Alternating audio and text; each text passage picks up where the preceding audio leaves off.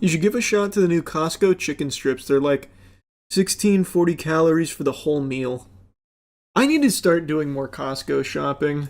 I pretty much exclusively go to Walmart, but everything I learn about Costco I like more and more. Like their CEO was just a literal forklift driver in their warehouse. And he climbed his way to the top, and it seems like workers at Costco, it's apparently a career. Like they take such good care of their employees from everything I've heard. Like, I feel like I should just be shopping at Costco just because it's like a business that seems to actually care. So maybe I will try their chicken strips. Didn't their CEO threaten to kill someone to keep the hot dog cheap? To keep the hot dogs cheap. Previous CEO, he said, if you change the 150 for hot dogs, I'll fucking kill you. Costco has the best return policy. It's basically no time limit. You can literally return old TV and couches from decades ago for full price. Is that real? That's so cool. I don't know how that's sustainable for them, but that's very cool. Yep, just recently returned a 5-year-old. What the fuck did you return a 5-year-old item? What was it? Oh, I've had this piece of gum for 5 years. Yeah, just look up some Costco return policy on YouTube. Crazy returns. This guy's name is Costco Zaddy. Oh my. The Costco dude. Holy shit, Costco's got its own like consumer culture around it. What the fuck? One thing I find so unbelievably fascinating is how generous the Costco return policy is. Apparently there are no strict time limits whatsoever, which leads to returns like this one. That's a TV from 2002 being returned in the Big 24, 2 years ago. Here's another one. It's a TV from the year 2000 being returned in 2020. And we got these mattresses. I don't even think I need to explain this one. These nasty couches that look at least 10 years old. These nasty cabinets. It's actually crazy. And on top of no strict time limit, most items can be returned for a full refund, even without a receipt, since purchases are tied to that Costco account. It's actually crazy What the and sometimes fuck? quite disgusting. But yeah, if you're thinking about buying something, but you're still not sure if you want to return it 20 years from now, Costco is where you gotta go. This is not an ad. That's so crazy. I gotta become a Costco shopper. What the fuck? That's awesome. I do not know how that's sustainable for them in any way, shape, or form. But I gotta start chipping away at the Costco Battle Pass. Every time I've been to Costco, the returns line wraps around the building. Bro, I'm gonna put some boots on the ground. I'm going to Costco this weekend. I'm getting a membership. I gotta check this shit out. Sounds like a mythical wonderland. I've only ever been like once or twice with friends who are members. My parents are Sam's Club members, but I gotta get in there. I gotta see it. Aren't your friends huge Costco guys? They just did that video. Yeah, Aaron in particular is a big Costco guy. From what I understand. I don't know, I just never knew it had game like this. Like I said, I'd heard how cool it was, like in terms of how well they treat their employees. Like, a cashier, I think, gets paid $30 an hour. I think entry position is $30 an hour at Costco. So, like, they're really generous with their employees. But I never knew that they had so much other wacky cool stuff. And I knew their food, obviously, from doing tier lists when we bring Costco food in. It's $8.50, I work there. Is that true? Because we went through this whole rabbit hole a couple months ago. Let me see. I think the base salary for a cashier is $30. Let's see. At least in my area. So let's see. We'll do more specific so I don't get the broad range. Okay, Florida Costco's are $20.50 an hour for a cashier. According to this. But in specifically Tampa, it's $15.25 an hour. Okay. So yeah, I guess it does vary quite a bit across the country. It's $28.50 in New York City. Yeah, there is a big variability to it. But doesn't it come with like crazy benefits? Let me see. If I remember correctly, there was also benefits on top of that. Like much more generous than other companies. You get stock options, 401k contributions, you get 10 sick personal days a year plus vacation time, half Sundays. Oh, so okay. This is just coming from an employee, like a veteran employee, I guess. I don't know. Yeah, so there are quite a bit of perks here, and then according to, what is this? Oh, this is just actually Costco.com. It also includes healthcare, retirements, this is the 401k contribution. There's also an employee assistance program, well-being programs, healthcare reimbursement as well, adoption assistance, voluntary short-term disability, long-term disability, life insurance, AD&D insurance, employee stock purchase plan, that's the stock options, 8 paid holidays, 1 paid floating holiday to allow employees to observe a day that's meaningful to them. This is coming directly from Costco, by the way. A healthcare program, a pharmacy program, dental care, a vision program, hearing aid, college student retention program, allowing employees to maintain their tenure while pursuing a degree, and paid bonding leave. Sounds pretty generous compared to the benefits when we looked at Walmart. Starting to sound like an ad, yeah, I guess kinda. Please look at the Costco break rooms from a factory job standpoint. They're so fucking hype. The Costco break room. Now I'm picturing something out of Rocket Power when they meet Tony Hawk and he has that crazy setup for skating. Let's see. Anything less than that and I'm going to be let down. Where is it? Oh, here. This Reddit page had a picture of the break room in Costco. Is that a massage chair? I don't think so. I can't tell, but I don't think so. Now look at Walmart's break room. I bet it's cool. Oh, this isn't bad.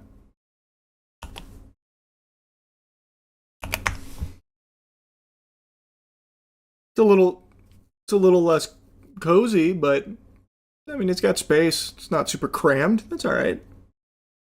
Do a break rooms tier list. You and the boys get jobs at different retailers and rank them. I'm gonna be honest.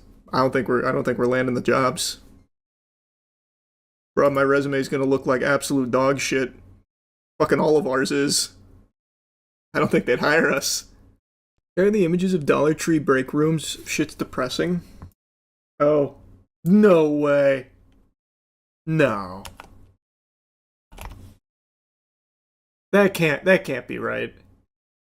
That's fucking diabolical. I feel like that's... Well, apparently this was a bit of a trend on Dollar Tree where the workers were posting their break rooms. And wow. Oh, maybe that is real.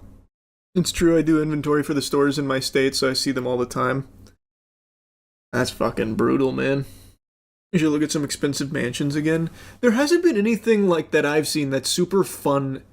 Most of the expensive mansions are just kind of boring now. I think we saw all the zany, shitty ones. r/Zillow Gone Wild. I've never heard of that. Zillow Gone Wild is actually a really good name, though. That looks like the facility you'd find in like a Resident Evil game. Oh, wow.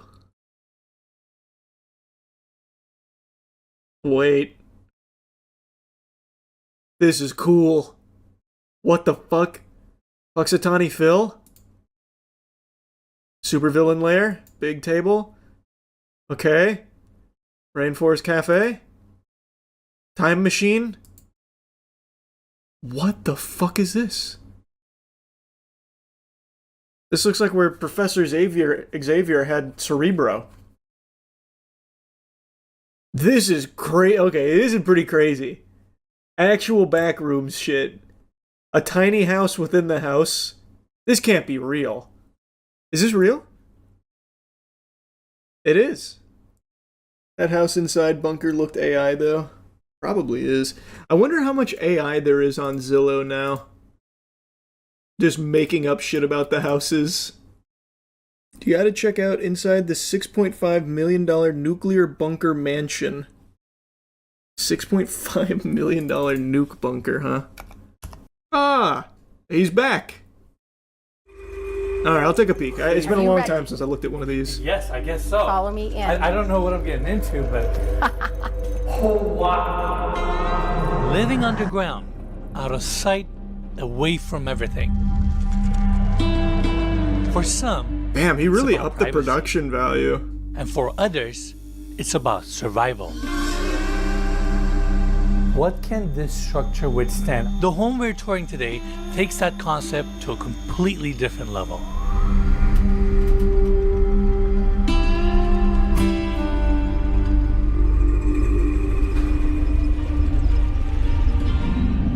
This isn't just a bunker. So this is what it looks like up top. Just a normal house, and then underneath it's a $6.5 million bunker. That's pretty cool. It's a fully built residence, sitting 26 feet underground. $6.5 million, you can live below Vegas, and no one will ever know that you're here. Oh my god, it's in Vegas. What's the point? Actually, what's the point? You fucked up. Look at How this everything island. is in such good shape. It's such great shape. I never thought I'd be in a sauna 26 feet below Las Vegas. Hey, if you ever want to live in the I knew 70s, I'd be there at some come point. on, I'll get there. experiencing yourself. Never seen it. How could you not have planned for that?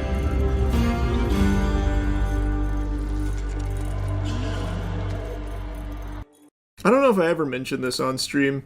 My dad's what is it? My dad's, I don't know, he's like a cousin of mine. I don't even remember his relationship to the family. But they are out like in the middle of fucking nowhere, Georgia.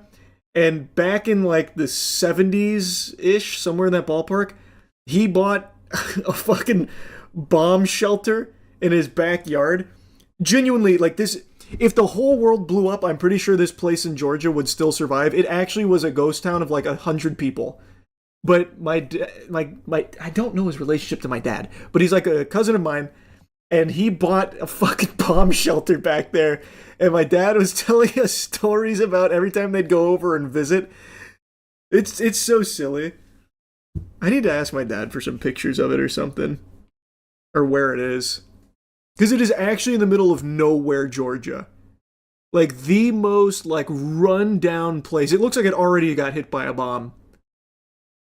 Holly, how's it going? I'm great. How are you? I'm doing well.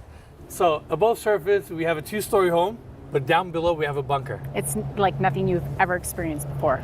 I mean, tell me the story here. You know, I lived down the street for many years and drove past this property for years without a clue what was in eyesight. Text my dad right now. Now it's just forefront of my mind. I really want to go to that bomb shelter. Right below the ground. So the underground home was constructed and completed in 1978. At that point, there was just a 2-car garage with some boulders that protected the arrival experience and the discretionary and the privacy of the homeowner. Okay. 10 years later, the above ground portion of it was first constructed with an addition over time.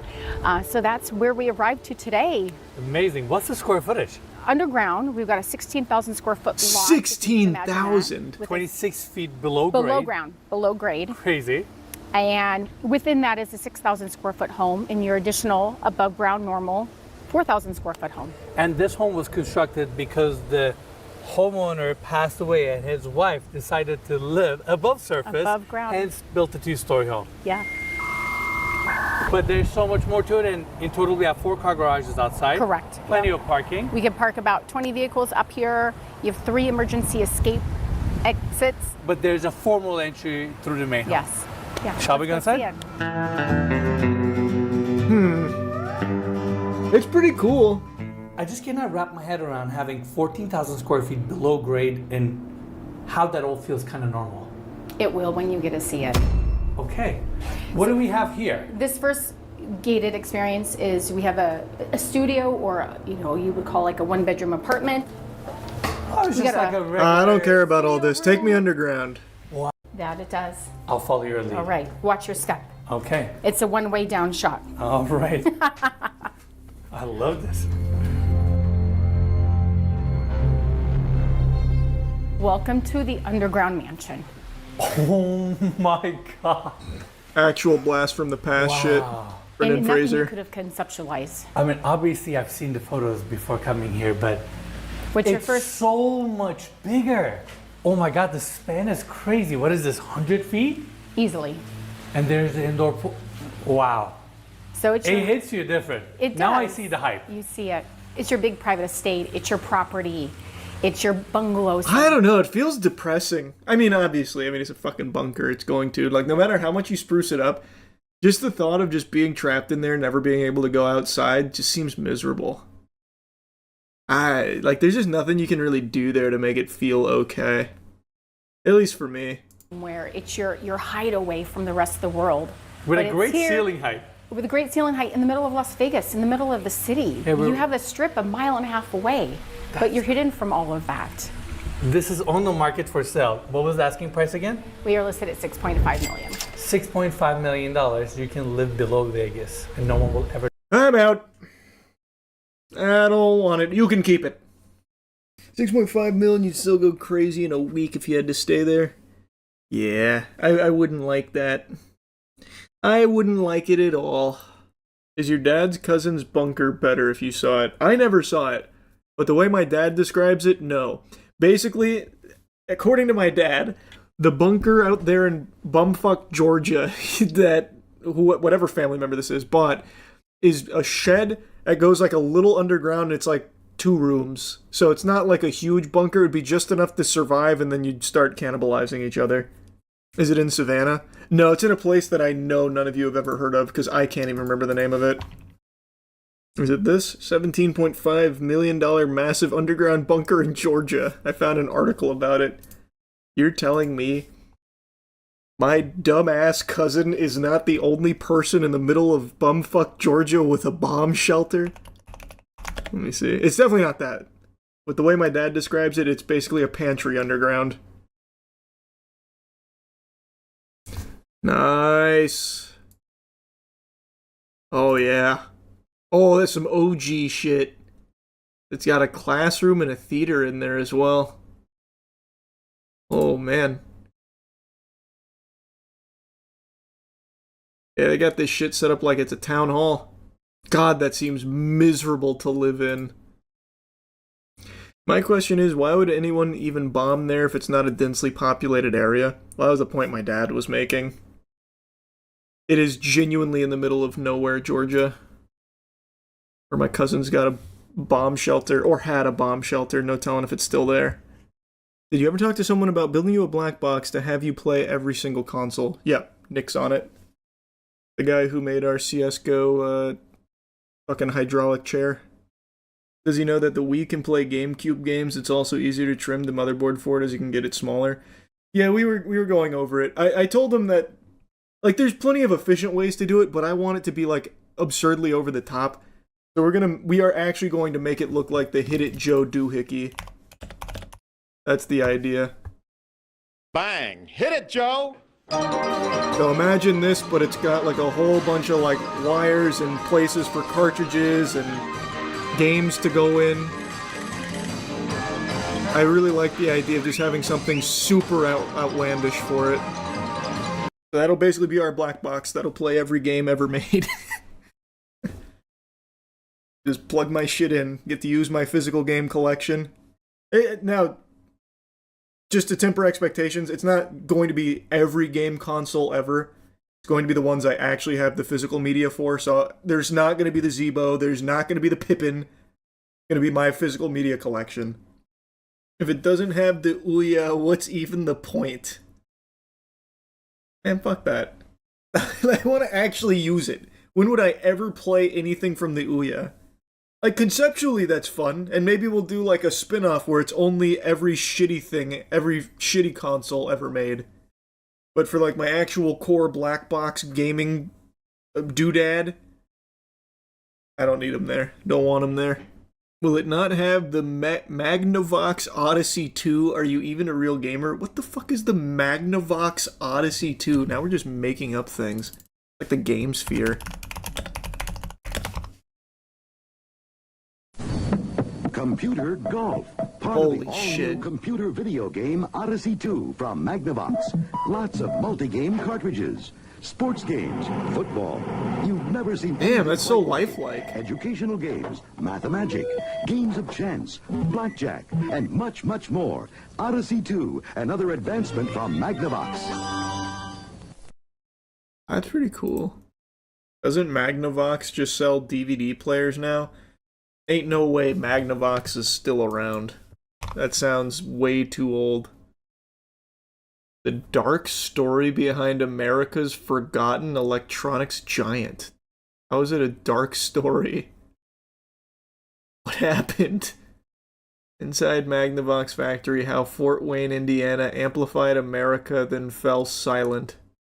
All the employees got trapped in the games. Fuck.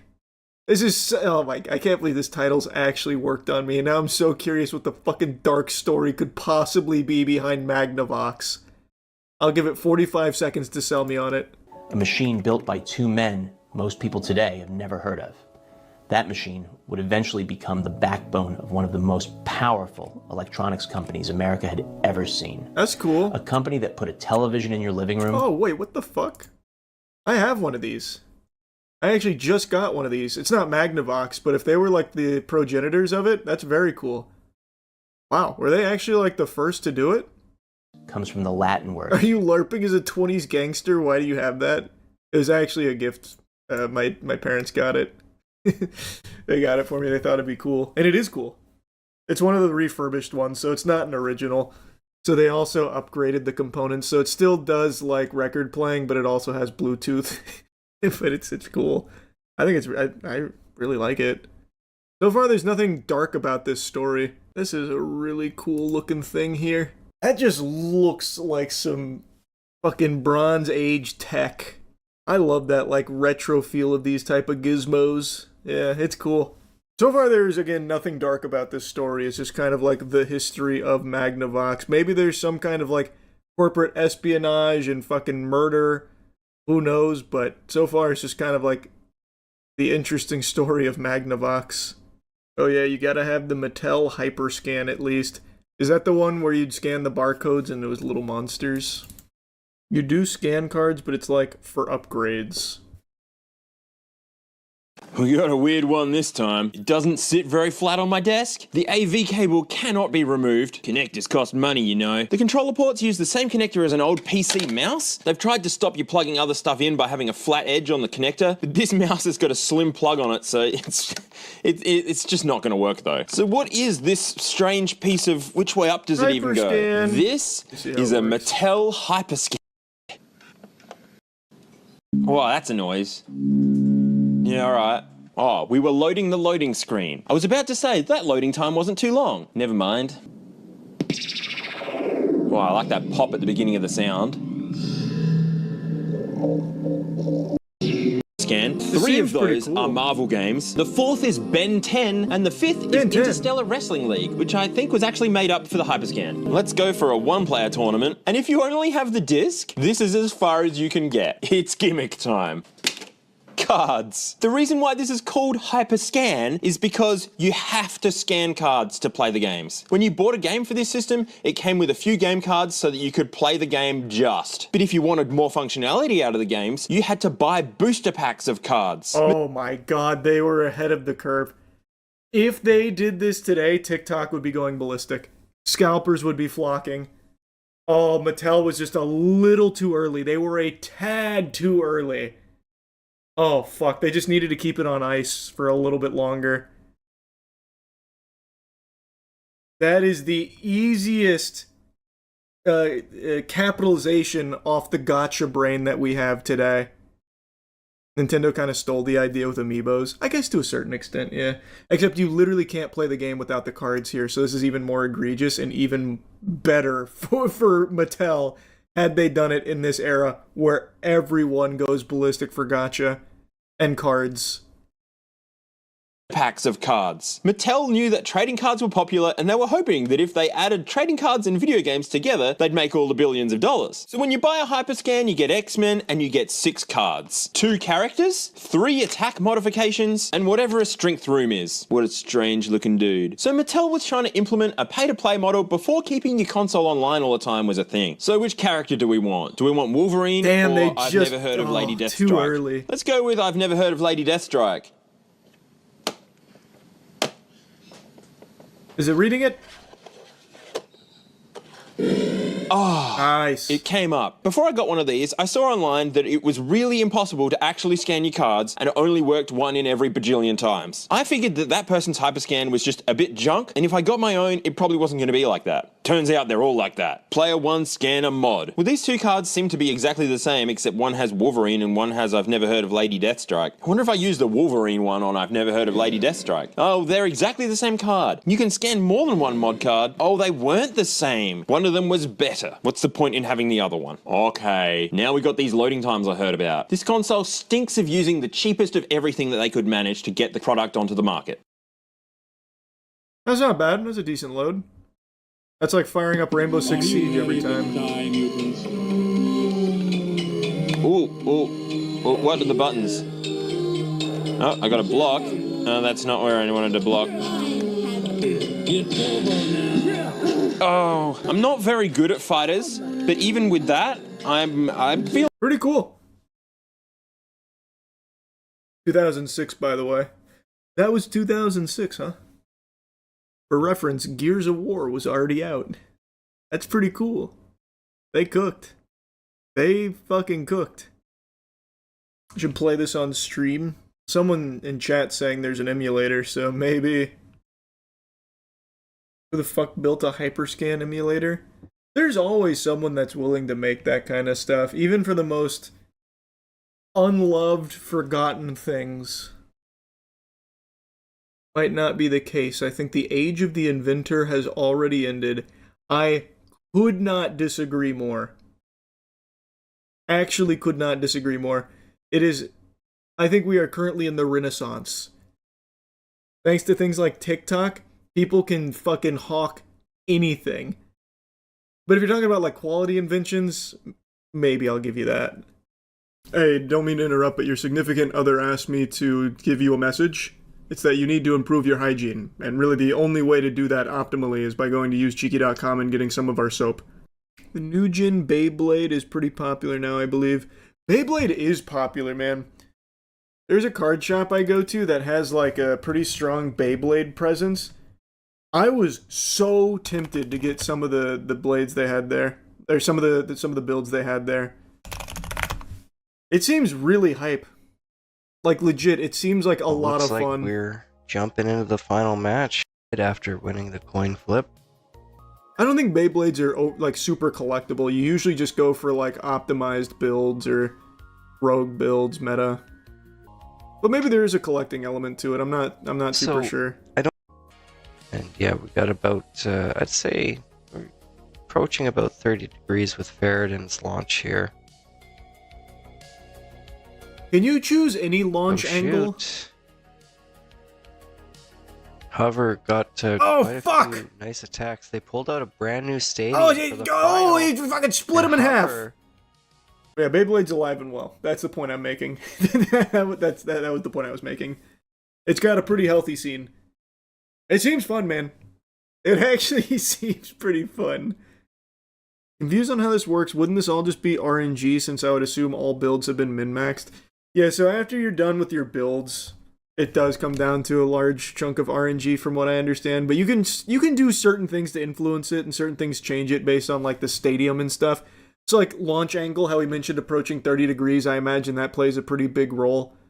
You need to choose like the optimized launch angle for your build. Like there's probably like some very small things in there that have a huge impact on it, but for the most part I think there's going to be a lot of RNG just by design.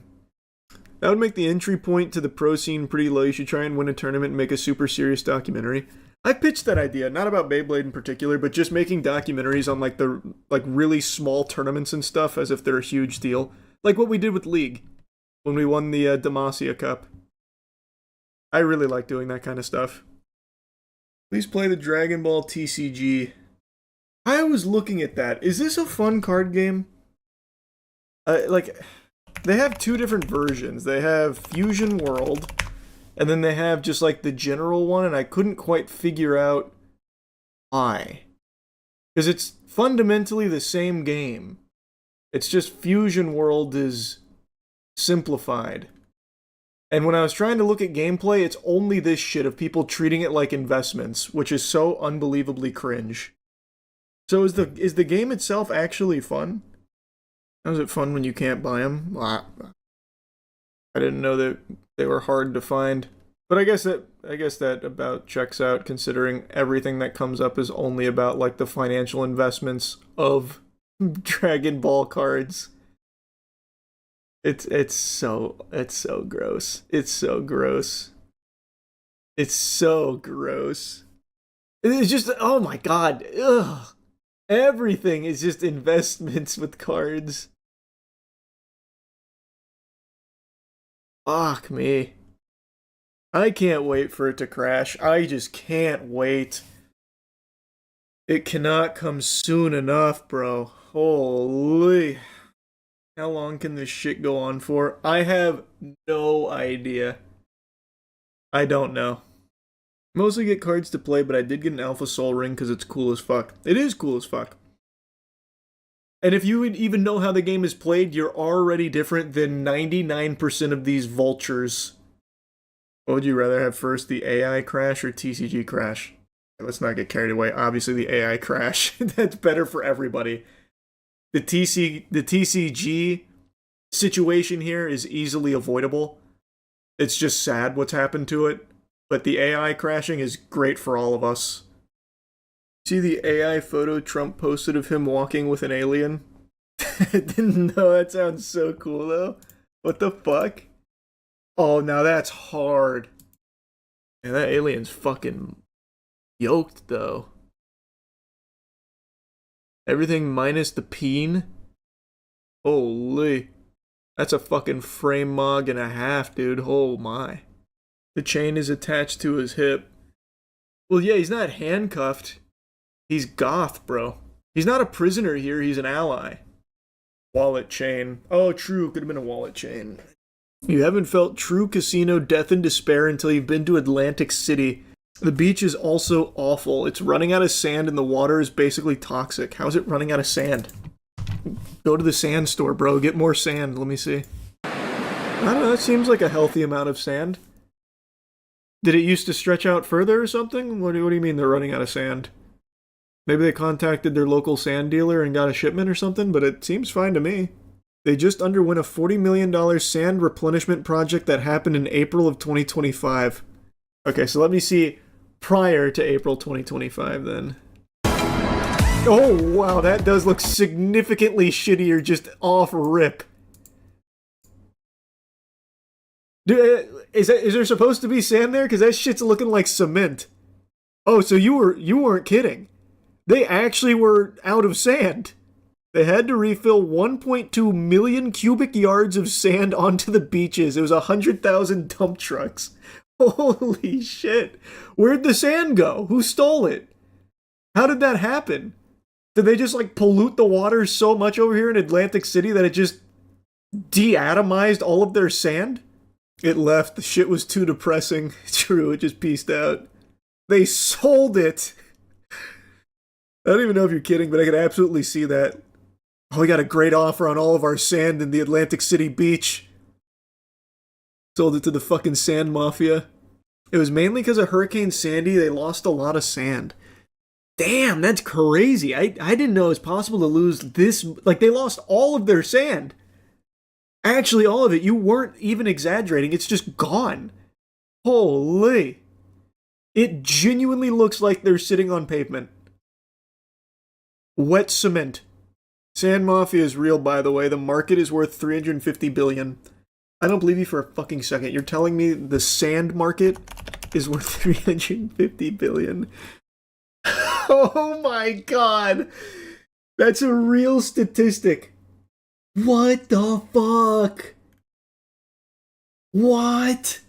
Bro, abandon Pokemon and stocks. Start hoarding sand. Yeah, and it's expected to only continue to grow as the need for sand continues to explode. Where are our sand makers? Do we have sand alchemists out there working on this? Where are we sourcing all of the sand? There's actual criminal orgs that steal sand from beaches. This is like some shit out of Dune where they're taking the spice crumbs. I had no idea. There's a whole Wikipedia on it called sand theft. Let's see. The unauthorized or illegal sand mining leads to relatively unknown global example of natural and non-renewable resource depletion problem comparable in extent to global water scarcity. Beach theft is illegal removal of large quantities of sand from a beach leading to full or partial disappearance of the beach. In India, illegal sand mining is the country's its largest organized criminal activity. Sand theft feeds the illegal sand trade, a black market estimated to be worth 200 to 350 billion a year, which I just saw on a different source. Illegal removal of sand damages river and marine ecosystems. Why is no one talking about this? Who's covering this up? Glass, concrete, environmental engineering, etc. No, I've always known there's a need for sand. What I didn't know is that sand isn't super plentiful. I guess in my head, I've always just assumed sand was something we'd always have easy access to in ample quantity for like, to the point where it would never be like an outrageous price or anything. Yeah, there's a ton of articles on it. Man, this apparently is a big known problem for a while. Here's a whole write-up here. The problem with our dwindling sand reserves. We're actually running out of sand. Bro, we gotta get to an outside planet quick to start mining. We need sand. Get some fucking moon dust in here. The largest importer is Singapore because they use it to make more land. Well, I know Dubai in particular imported all of their sand to literally make Dubai. I guess I just never really thought about other places extending that as well. Sand is the second most used resource on Earth after water. Man, it's kind of the unsung hero. You never really give a whole lot of thought to sand. Water kind of hogs the spotlight. Everyone knows how integral water is to life and like how needed it is on this planet, so water scarcity is always something people talk about. You never see that same courtesy extended to sand. Very interesting. Can't drink sand. That's true, but still, we need it for everything outside of drinking. Why don't we just start crushing more rocks? That's what I'm saying, bro. Let's get in the lab and just start making some sand. It can't be that difficult in composition, right? We gotta get our local shamans and alchemists on the case, bro. What about dirt? Not as a replacement for sand. I'm not trying to put sand to the side. Are we running out of dirt by chance? Because I feel like I can dig up a lot of dirt. Maybe I'm sitting on a gold mine. Imagine a dirt beach. Hey, if we run out of sand, bro, we're gonna be going right to that dirt. So it's coming. It's right around the corner. So it looks like we're not really in like a dirt scarcity, though there is a bit of like a soil concern, like lack of usable soil, which makes sense. I know about that. How big is the dirt industry? How big is that market? Worth an estimated 17.9, or no, it is speculated that it'll be worth 17.1 billion by 2035. Currently it is worth 9.81 billion according to precedent research here. So even dirt is extremely valuable, but a fraction of the size of sand. Maybe I gotta get on this dirt train. Maybe dirt's the next come up. I could be like an early adopter. I missed Bitcoin, but maybe I'm there for dirt. You're gonna get rugged by the moles. We're running out of helium. That one's a major problem. That one I know about very well. I've talked about the helium problem. Man, I gotta start thinking about this dirt angle, actually. This shit seems a little under-tapped right now. Though, it seems like to get dirt in any, like, meaningful valuation, I would need metric tons of dirt. I would literally be building, what would that even be? Like an office building worth of dirt? Like if I was to start stockpiling it to try and capitalize off the dirt market in lieu of the sand empire starting to falter. Actually, hold on, let me look that up. Let me see. So if I was to start stockpiling metric tons of dirt Oh no, this isn't even economically viable in any way, shape, or form. Because what I've also now just thought of as I'm looking at these pricing, the transportation of it, even to sell it, would fuck me. That would actually cook me. I mean, you do own a farm, perhaps you could start negotiating deals with potential buyers to sell your dirt. Bro, we were doing something with one of the paddocks. Like, we took down a couple of, like, the paddocks, like, gates to make them a little bigger. And so we had to, like, move some of the dirt. I just gave the dirt away. I didn't realize. I didn't know. Man, think about all the times in your backyard as a kid you were out there making fucking mud pies, not realizing you were playing with actual gold. You're starting to sound like you believe it. I mean, there's someone out there. There is some guy at the top of the dirt food chain right now who's hearing this sweating like, oh god, hopefully no one else starts to think about dirt like I have. Because this guy's a fucking billionaire off an empire of dirt.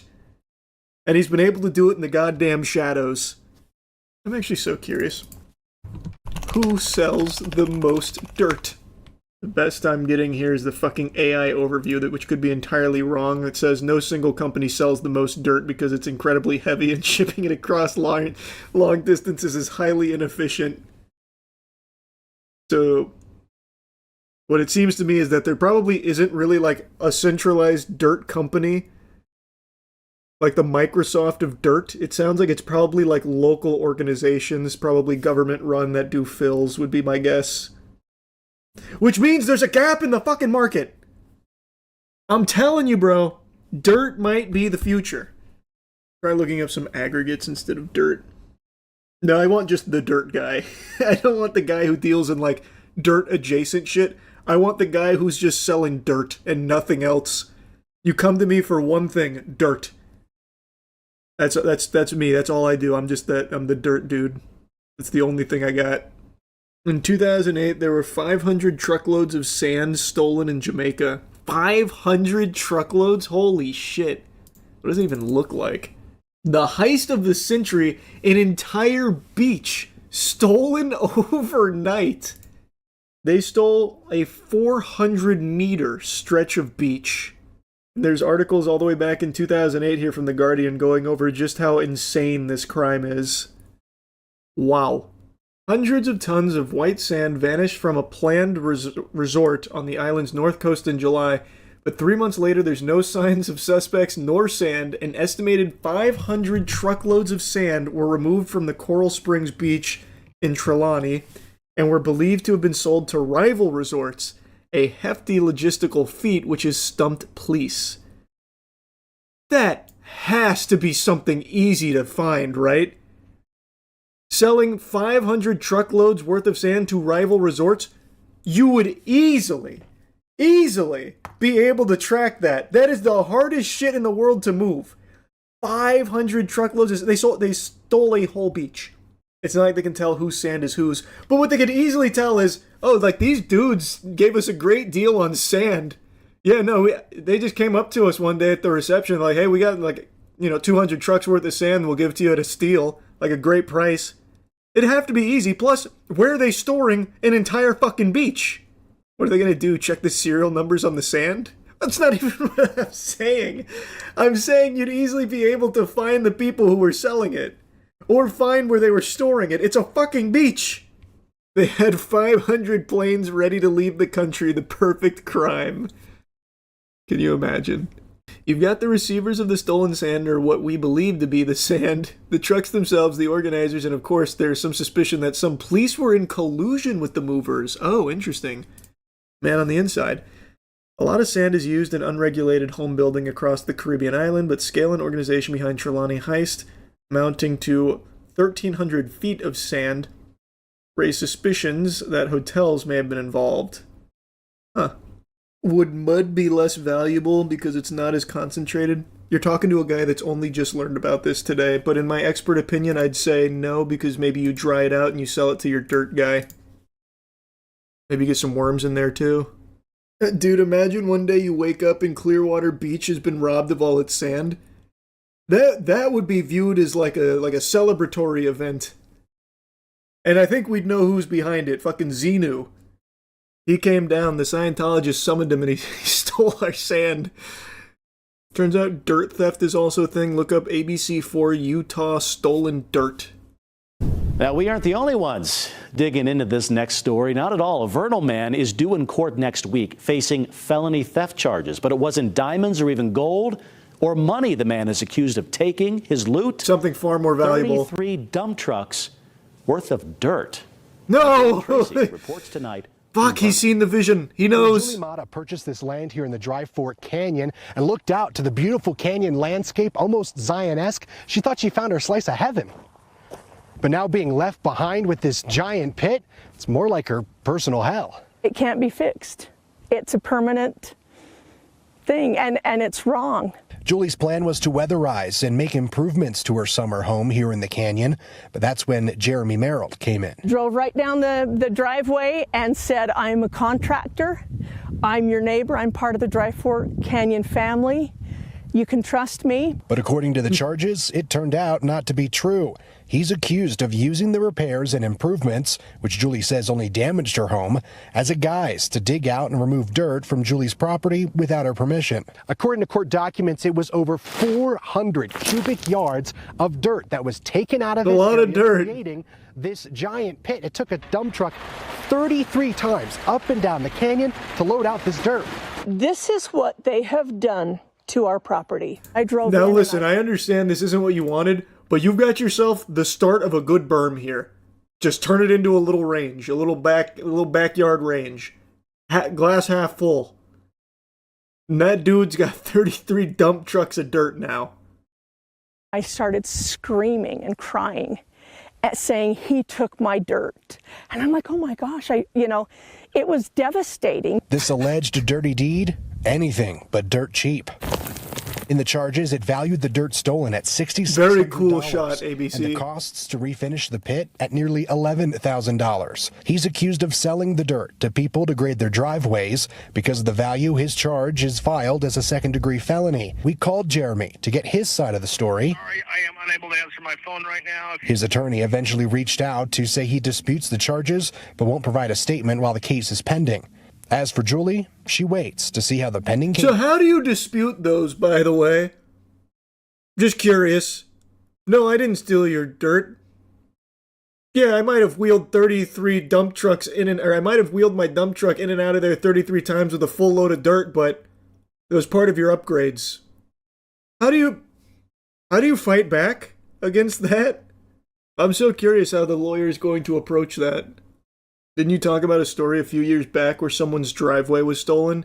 Yeah, but that's a sophisticated crime for the thinking thief. This is just deplorable. You're stealing 33 trucks worth of dirt. Pretty cool, man. Yeah, all of this is news to me. Didn't know we had such a wild, wacky world of sand and dirt. In terms of, like, value, that is. With crimes related to them.